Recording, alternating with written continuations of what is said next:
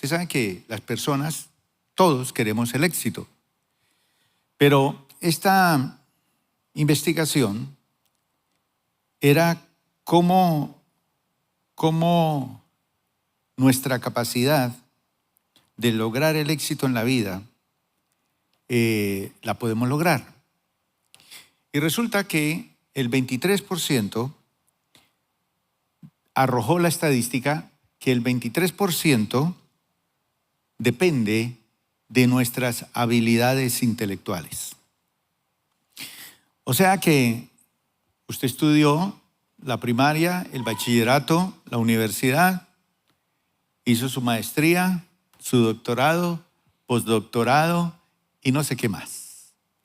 Y todo eso le sirve nomás para lograr el éxito el 23%. ¿Cómo la ve? Sorprendente, ¿verdad? Tanto estudio, para que de eso dependa el 23% del éxito en la vida.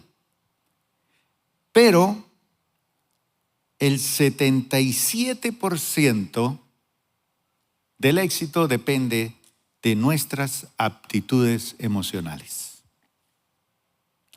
Impresionante eso, ¿verdad? Por esta razón, entrenar nuestra alma es la principal tarea para adquirir inteligencia emocional. Nosotros como seres humanos estamos compuestos de 3 partes. La parte externa, que es el cuerpo, lo físico. Y dentro de la parte interna está el alma. Y el alma comprende la mente, la voluntad y las emociones. Entonces la mente tiene que ver con nuestra manera de pensar. Y cuando uno conoce la palabra, lo primero que uno tiene que empezar a renovar es la manera de pensar. ¿Cómo hemos aprendido? Por relaciones, por herencia. Y hemos aprendido muchas cosas, muchas veces que no están de acuerdo a la palabra de Dios. Por eso la palabra de Dios llega a nuestra vida y nos enseña a renovar nuestra manera de pensar. Entonces uno empieza a entrenar su manera de pensar, a cambiarla y empiezan a fluir las cosas, los pensamientos. Y dentro del proceso de nuestra iglesia tenemos la sanidad del alma. La sanidad del alma. Y damos pautas por la palabra de Dios para eso. También sanidad de las emociones. También hablamos de otros tipos de sanidad. Porque el objetivo de la iglesia es, a través de la palabra, entrenar nuestra alma para ir creciendo espiritualmente. Eso es adquirir inteligencia emocional. Ahora, ¿cuál es el mejor manual que tenemos nosotros para entrenarnos? La Biblia. Ese libro, que para muchos es un libro antiguo, que no tiene objetivo, que no vale la pena. ¿Será que tiene vigencia más de 2000 años? Sí, porque la Biblia es la palabra de Dios. Entonces allí tenemos todo como manual de entrenamiento y nos enseña la palabra de Dios a tener conciencia emocional. Y eso tiene que ver con nuestras relaciones del alma. Así que dependen todo esto de nuestra vida espiritual. Entonces, cuando conocemos al Señor, empezamos a cultivar nuestra vida espiritual. Pero hay personas que pasan los días, los meses y los años y no cultivan su vida espiritual. ¿Cómo es eso? Bueno, cuando la palabra de Dios llega a nuestra vida, produce una reacción, cambios, transformación. Se siembra la palabra y empieza a haber cosecha. Y cuando hay cosecha es porque hay frutos. ¿Y cuáles son los frutos que da el cristiano cuando se siembra la palabra de Dios? Los frutos del Espíritu. Amor, gozo, paz, paciencia, benignidad, bondad, fe, mansedumbre, templanza. Y esos frutos se van dando, obviamente, para que eso se dé en nosotros y esos cambios se den en la vida de una persona,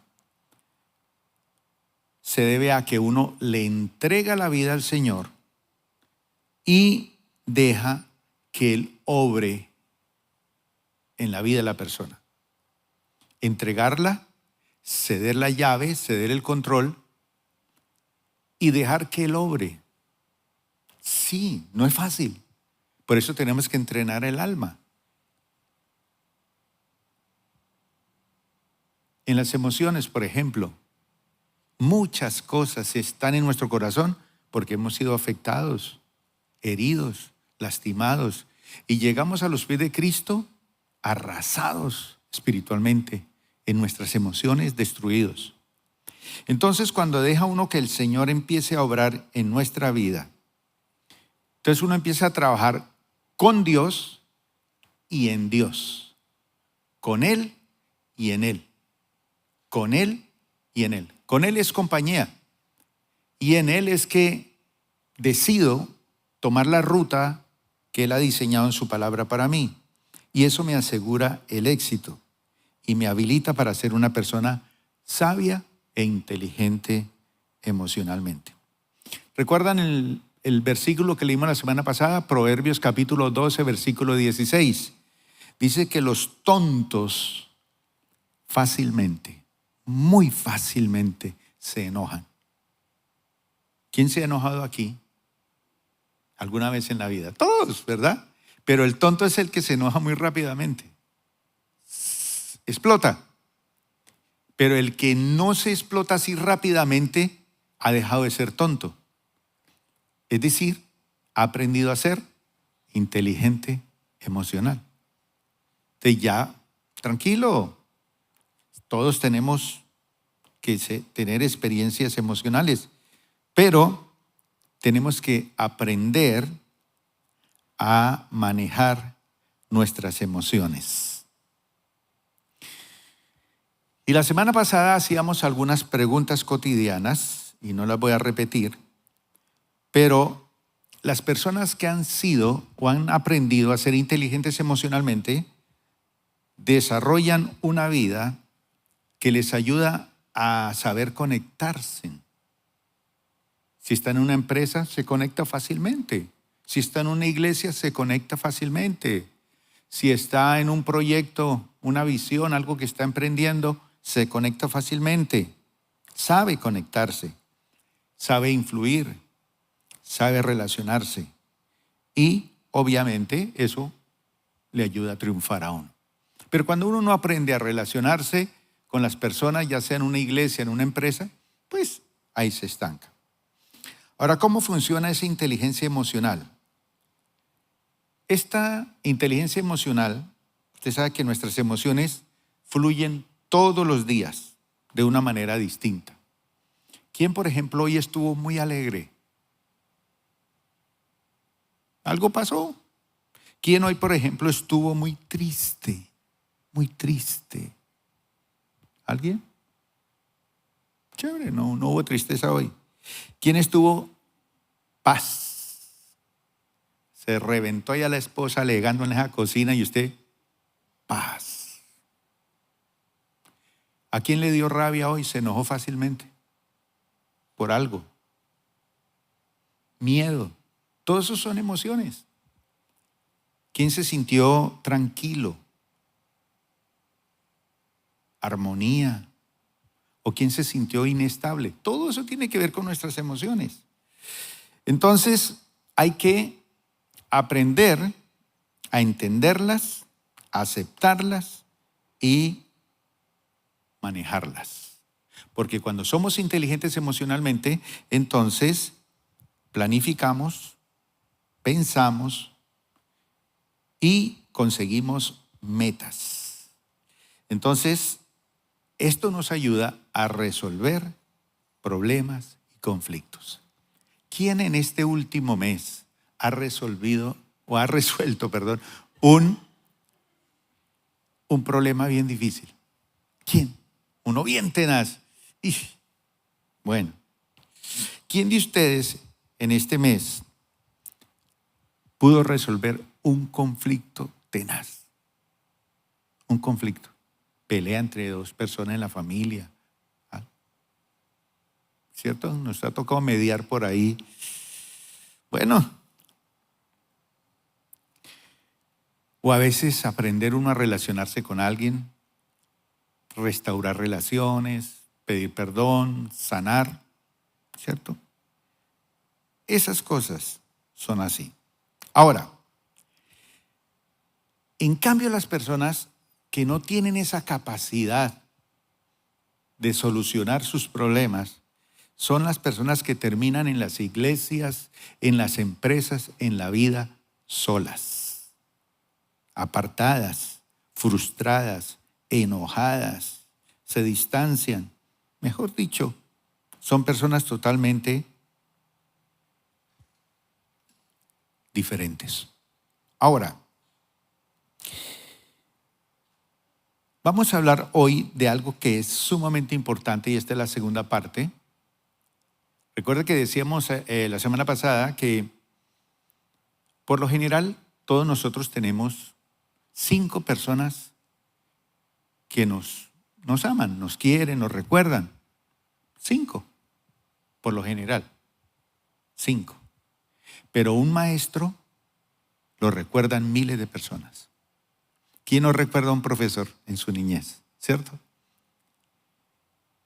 Y esto tiene que ver con algo que es muy importante en la iglesia. Y vamos a hablar de la inteligencia emocional y la docencia en la iglesia. Nuestra iglesia tiene un proceso que es muy bonito. A través de los orientadores tenemos un contacto semanal con cada persona. Y cada semana enseñamos la palabra, orientamos. El domingo un profesor está dando una clase y dentro de semana el orientador va a afirmar esas decisiones o lo que se aprende en esas clases. Entonces, todos los que estamos aquí hemos sido llamados por el Señor a ser docentes, maestros. Y nos toca aprender a las buenas o a las malas. ¿Quién de ustedes tuvo que aprender a ser papá, mamá, esposa, esposo? Le tocó aprender. No sabía, pero le tocó aprender. Hoy tiene hijos y usted los está enseñando. O sea, usted está siendo maestro, docente. Jesús es el maestro por excelencia y Él nos enseñó y nos transmitió enseñanzas tremendas. Y obviamente nosotros de gracia recibimos, tenemos que dar de gracia. Entonces, dentro de las teorías de las inteligencias múltiples, esta teoría sostiene que los administradores, los docentes, los psicólogos, los terapeutas, los pastores, tienen que poseer un alto nivel de inteligencia emocional. Y casi eso como que no lo enseñan mucho. Pero dentro de la iglesia, todo el material, todo lo que transmitimos y todo lo que nos hemos esforzado en transmitirle es para que la persona, o con el objetivo que la persona obtenga un alto nivel de inteligencia emocional. De lo contrario, ¿qué va a pasar en una iglesia, en una familia, en una empresa, en una fundación, etcétera, donde no hay inteligencia emocional? ¿Qué pasa? El desempeño de cada persona va a ser totalmente deficiente y frustrante, tanto para él, el que dirige, como para sus dirigidos o sus discípulos. Así las cosas, un líder, un orientador, un padre, una madre, alguien que tiene la labor de enseñar,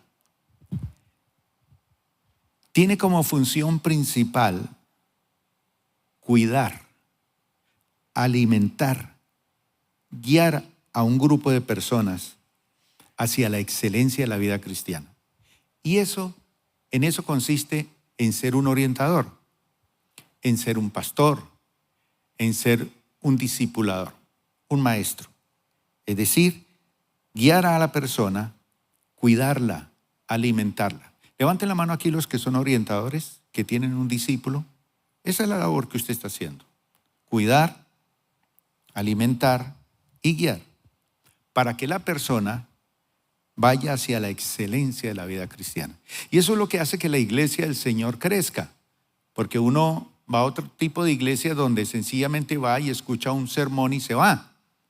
No, una iglesia que alimente, que cuide y que guía, pues hace que las personas vayan hacia la excelencia de la vida cristiana. Y cuando la persona va hacia esa excelencia de la vida cristiana, se puede decir que la inteligencia emocional será crucial en el cuidado espiritual de sus discípulos.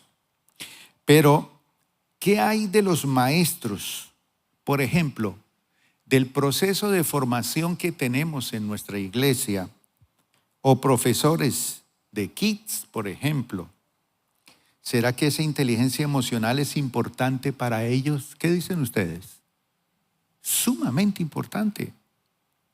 Y a veces un padre de familia viene a la iglesia y no entrega a su niño para que sea capacitado en la palabra de Dios. Y cuando se le está enseñando la palabra de Dios, se le está enseñando inteligencia emocional. Entonces, un maestro que no sepa, por ejemplo, desarrollar su inteligencia emocional, estará condenado al fracaso. Si usted, como padre de familia, no es una persona que sepa desarrollar su inteligencia emocional, va a estar condenado al fracaso como padre, como madre. Entonces, por ejemplo, la Iglesia Plenitud, nos esforzamos en que la persona desarrolle su vida espiritual. ¿Con qué finalidad? Que la persona sea exitosa, que sepa manejar sus emociones, que sepa crecer, que sepa descubrir cuáles son sus fortalezas y sus debilidades y trabajar en eso. Entonces, ¿cómo enseñan los maestros y líderes u orientadores que son emocionalmente inteligentes? Leamos Proverbios 22:6. Dice la palabra: instruye al niño en su camino, y aun cuando fuere viejo, no se apartará de él. ¿Quién de los que está aquí fue niño? ¿Se acuerda? Eso fue ayer. Eso fue ayer. Pero ¿cuántos de los que están aquí ya no son niños? Ya son viejos. Viejo pesa, viejo. Pero dice, cuando fuere viejo, no se apartará. ¿Y por qué? Porque aprendió. Una versión que leía la semana pasada, parafraseada, dice así de ese mismo versículo.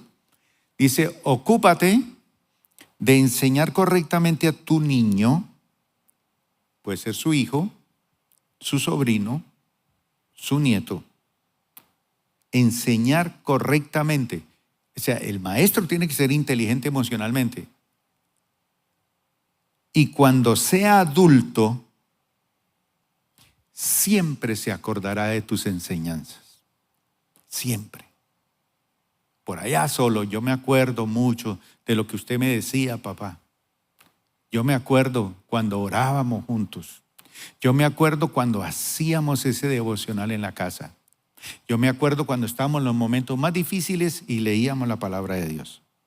Entonces, todos los que estamos aquí, tenemos en la memoria algún docente que nos ha marcado especialmente para bien. ¿Quién de ustedes recuerda como mínimo un maestro? Bueno, chévere. Profesores del colegio, profesores del liceo, de la universidad. Pero ¿quién de ustedes recuerda un buen profesor en la iglesia? En la iglesia, un buen profesor. ¿Sí? Ahora, ¿por qué creen ustedes que estos maestros especiales tienen un lugar preferente entre todos aquellos que nos han enseñado a lo largo de nuestra vida? ¿Sabe por qué? porque muchos de ellos hicieron mucho más que enseñarnos. Fueron personas que nos afectaron positivamente. Yo recuerdo cuando era niño y estaba en un internado y en alguna ocasión yo observé que había un muchacho que tenía un tarrito debajo de la cama, un tarrito. Y él ahí a escondidas inhalaba ese tarrito y ese man se la pasaba todo sollado, todo chévere. Y entonces yo le pregunté que qué era eso. Y entonces,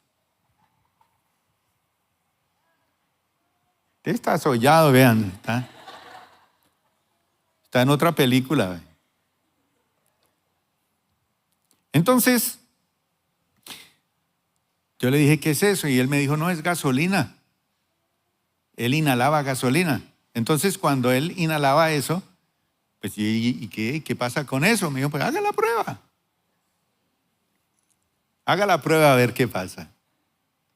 ¿Usted ha visto a esos muchachos en la calle con un frasco de pegante inhalando? Esos están en otro mundo.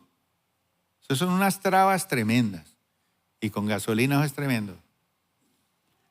Pues yo lo hice y me gustó la cosa. Entonces ya eran dos muchachos en el internado con su tarrito debajo. Y un día un profesor de ellos me vio haciendo eso y me dijo, ¿usted qué está haciendo?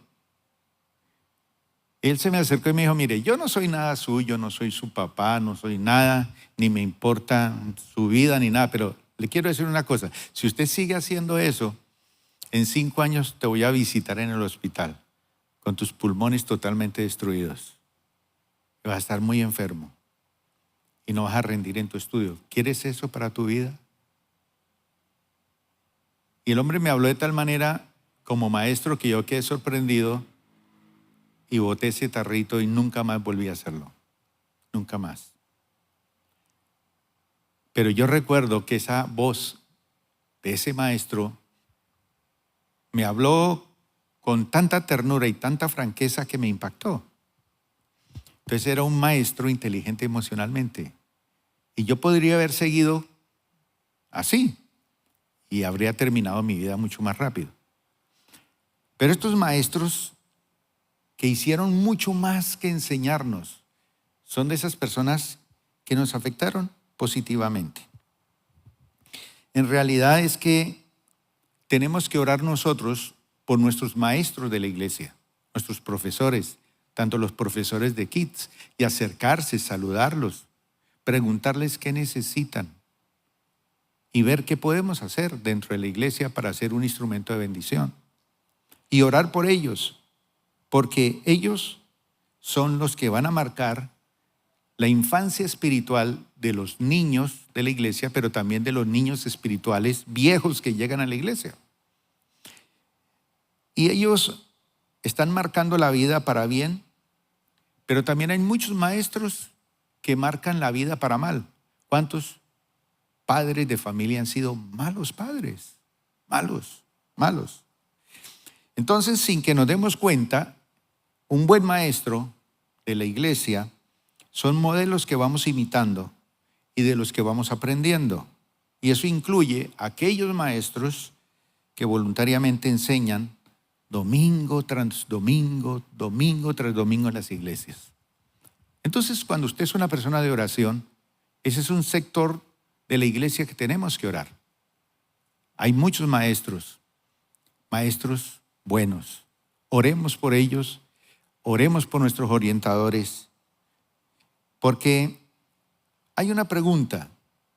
¿Hay diferencia entre los profesores con inteligencia emocional y aquellos que no la tienen? ¿Qué dicen ustedes? Sí la hay. Y yo les decía que la mayoría de nosotros no tenemos más de 5 o 6 personas que nos recuerdan, pero los maestros tienen miles y miles de personas que los recuerdan por el resto de su vida. ¿Por qué? Porque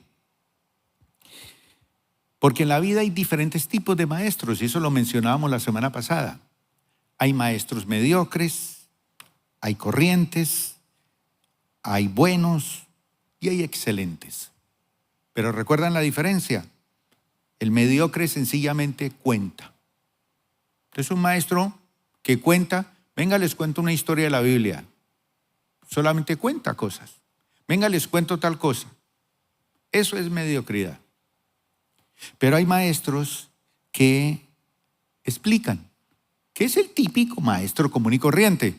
Usted entra a una clase y ese maestro explica historia, Antiguo Testamento, Nuevo Testamento, de la cultura griega, romana, de la egipcia, de todo, y conoce filosofía. Es una persona que explica. Pues si es un profesor de derecho, pues explica. Y explica. Pero un maestro bueno no solamente cuenta o explica, un maestro bueno demuestra lo que enseña, con hechos. Pero un maestro excelente es aquel que inspira. Porque no es una persona que cuenta solamente, o que explica, o que demuestra, sino que su estilo de vida, su forma de hacer las cosas, lo inspira a uno. Uno ve su vida, su hogar, su economía, todas las cosas. Este me inspira, me llama la atención. Yo he tenido personas que me han inspirado. Bien, vamos a ver algunas características y entonces usted dice, bueno, yo en este momento estoy siendo maestro. ¿De quién? Si es esposo, de la esposa. Si es esposa, del esposo. Si son padres, de los hijos. Pero si es en una empresa, pues seguramente usted también está enseñando a otra persona. Quiero saber cuántos de ustedes son orientadores, profesores, líderes que creen que son realmente inteligentes emocionalmente. Levanten la mano, a ver.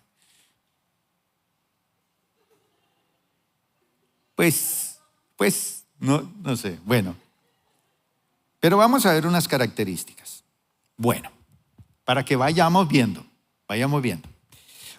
Una persona que es inteligente, como maestro, como orientador, como líder, como pastor, como capellán, no sé, es una persona que asume su rol formador. Y aquí dentro de la visión y la misión de nuestra iglesia, hablamos de formar a las personas conforme al carácter de Cristo. Entonces tenemos que asumir ese rol formador de personas y la importancia de ser un modelo fundamental para sus alumnos. Entonces, si yo soy un buen profesor, un buen papá, un buen líder, asumo mi rol formador. Eso quiere decir que todo el que se acerque a mí, yo tengo que formarlo. Entonces, si habla mal, tengo que formarlo, que aprenda a hablar. Hay personas que son negativas, hay que enseñarles a hablar positivamente. Hay personas que son muy incrédulas, hay que enseñarles. Rol formador en todo. Entonces usted invita a alguien a su casa a almorzar. Yo me acuerdo hace muchos años que una familia de misioneros americanos me invitaron a almorzar y yo fui con un hermano del puerto de Buenaventura. Pero un hermano esos de por allá de la montaña Pero me habían dicho que me invitaron a mí y que trajera a alguien de allá del Pacífico. Yo lo traje. Pero yo escogí un hermano de por allá. Y esa mesa donde nos sentamos estaba muy bien decorada, muy bien organizada, pero no habían 3 cubiertos. Habían más de 6 en la mesa. Pero él llegó y con la mano a comer su presa de pollo y sin problema. Entonces, ellos tenían todo bien, sí, para cada alimento, su cubierto, todo un protocolo, servilletas, una decoración. Y yo hasta mismo estaba asustado. Yo decía, bueno, ¿y esto con qué se come? ¿Y esto por dónde? Pues yo sabía mis 3 cubierticos, pero el resto no. Así que ellos nos iban enseñando, pero ellos se reventaron de risa al ver este muchacho que iba conmigo, que él sin problema metió la mano al plato y hágale, pues. Rol formador. No, así no. Espérese, tranquilo. Este cubierto no se coge así. ¿Por qué esto no se hace? Rol formador. Para que una persona administre bien sus finanzas, hay que enseñarle administración, aseo, cuidado del cuerpo, cómo ayunar, cómo orar, cómo leer la palabra. Rol formador. ¿Somos así? ¿Somos así? Pero tenemos que orar por hermanos que sean modelo. 2, ama y valora a sus discípulos.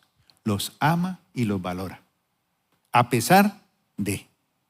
Entonces, como personas en desarrollo, los ama. Un niño, hay que irlo amando en su desarrollo, ¿sí? Imagínese este niño en 20 años, todavía con el celular aquí en el culto, jugando, entretenido. Pues ahorita somos conscientes que hay que amar y valorar a este discípulo como persona en desarrollo, persona en crecimiento, persona en evolución. Lo más sorprendente es cuando un niño hace lo contrario con uno.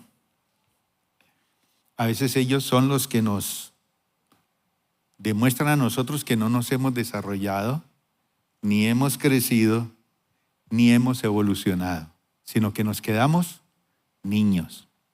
Y la palabra del Señor dice que seamos niños en la maldad, pero maduros en la forma de pensar. Ahora, hay que amar y valorar a los discípulos como personas en desarrollo. Entonces usted toma un discípulo que sale del encuentro, el encuentro que lo vamos a tener ahorita en 2 semanas. Un bebé, ya comenzó su desarrollo, pero si usted no lo ama y no lo valora y entiende que tiene que ir en un desarrollo, si hay personas que llevan 20 años en la iglesia y todavía están con el biberón en la boca, no han querido crecer, pero hay que valorarlos y ayudarlos. Tercero, es capaz de realizar un autoanálisis, eso es bien importante, de sus estados emocionales predominantes. Es que yo me la paso de una rabia, pero hago un autoanálisis. ¿Por qué? Y decidir cambiar. Eso es inteligencia emocional. ¿Cambiar qué? Lo que no es correcto, lo que no es adecuado. Y desarrollar nuevas habilidades. Que usted es muy bravo, muy enojado, muy carilargo. Desarrollar nuevas habilidades para sonreír, para compartir, para hablar, para integrarse. Porque hay tanta gente que llega al culto y se va rápido, no aprovecha para hablar, para relacionarse, para conocer. Mucho gusto, soy fulano de tal. Eso es inteligencia emocional. Siguiente punto, entiende que debe desechar viejas estructuras. Uno ha aprendido estructuras. Por lo general hay gente que viene de otras iglesias con otras estructuras o viene de su familia con otras estructuras. Cuando una pareja se casa joven, cada uno trae su estructura a su propio hogar. Ahora tienen que desechar esas viejas estructuras, viejos modelos y adaptarse a las necesidades de los nuevos tiempos. Si no lo hace, se quedó. Siguiente punto. Es una persona que reconoce que el rol de un educador que es autoritario, que es dominante, que es castigador, eso pasó de moda. Entonces, un orientador, imagínese, autoritario o dominante, peor, castigador. Eso ya no sirve, eso se ha pasado de moda. Un buen maestro inteligente reconoce la importancia de sus estados de ánimo. Reconoce esa importancia, sus conductas.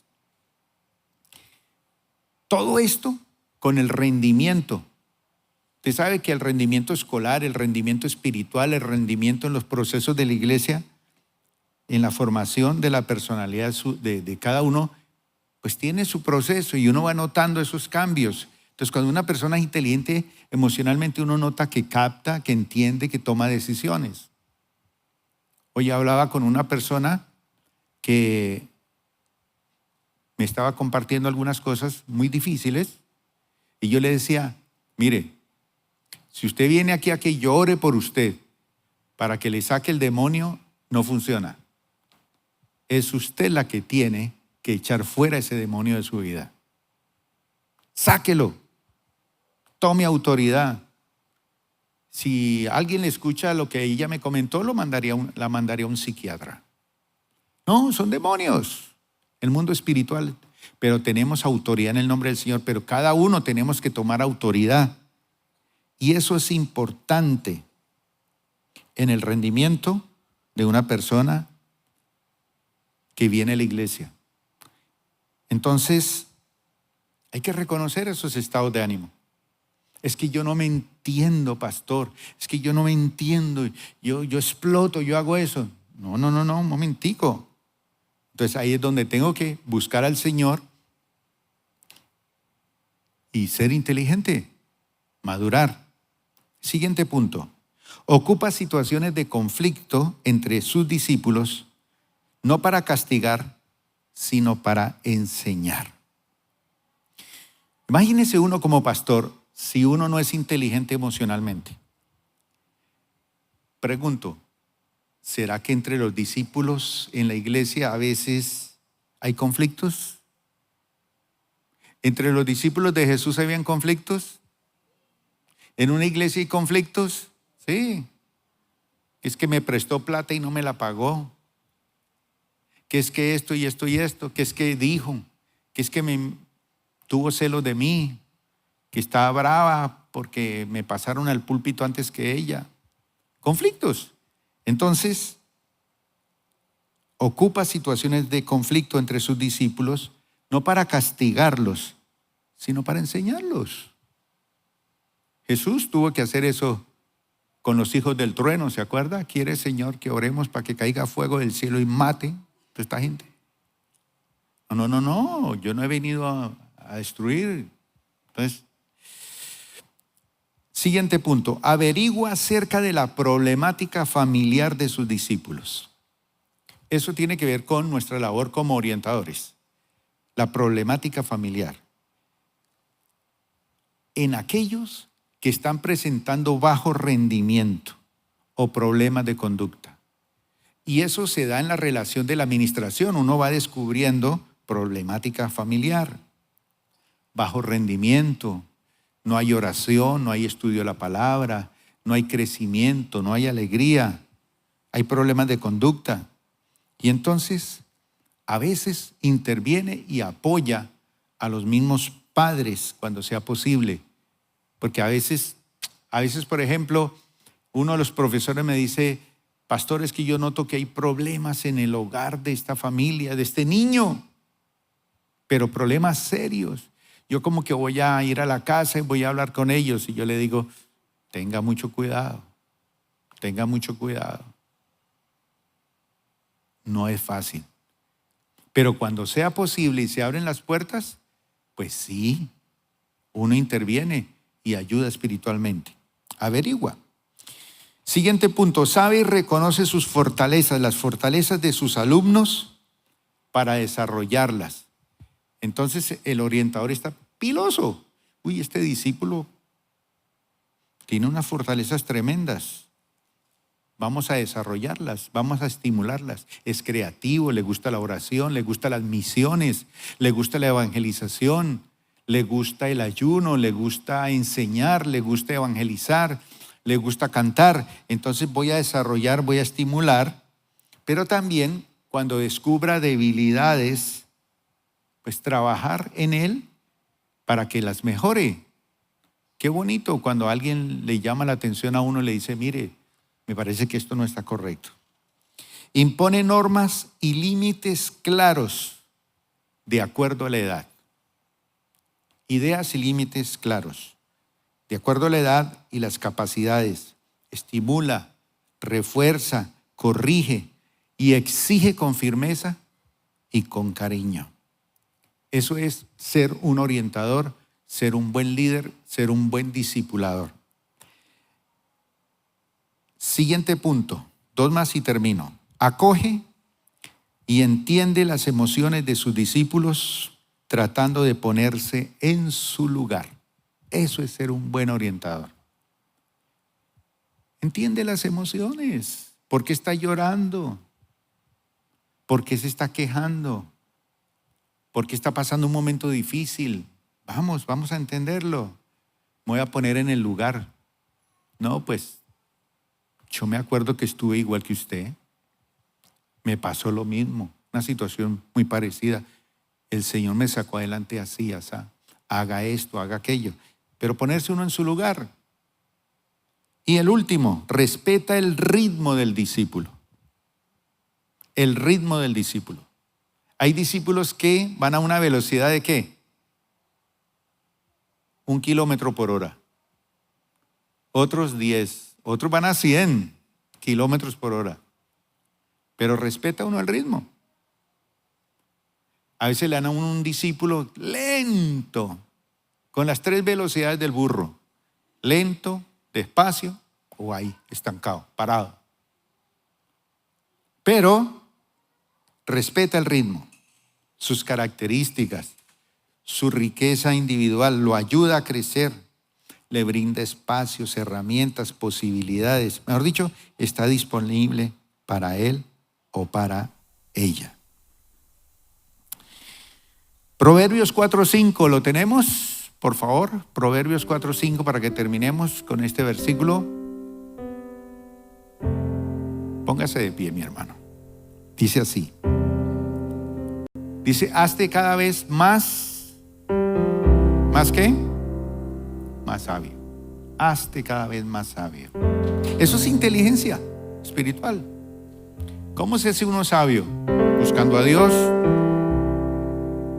leyendo la palabra, consciente de cuáles son mis fortalezas, mis debilidades, rendir ante el Señor mis debilidades, mis fortalezas también.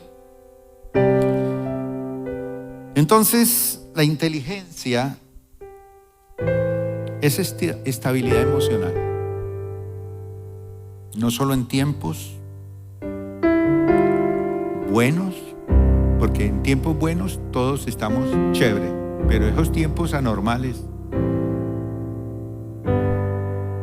cuando estaba incendiando allá su casa, mi hermano, se prendió toda esa montaña allá y las llamas llegaron hasta ahí, el filito de la casa, y oramos y hasta ahí llegó la llama, se apagó. Y ella mandó pedir oración y ahí tenemos la grabación. ¿La quieren oír? Eso era un clamor. Era un clamor duro. Y dijimos, Señor, eso está grave la cosa. Entonces, en los tiempos de crisis, ¿cómo nos manejamos?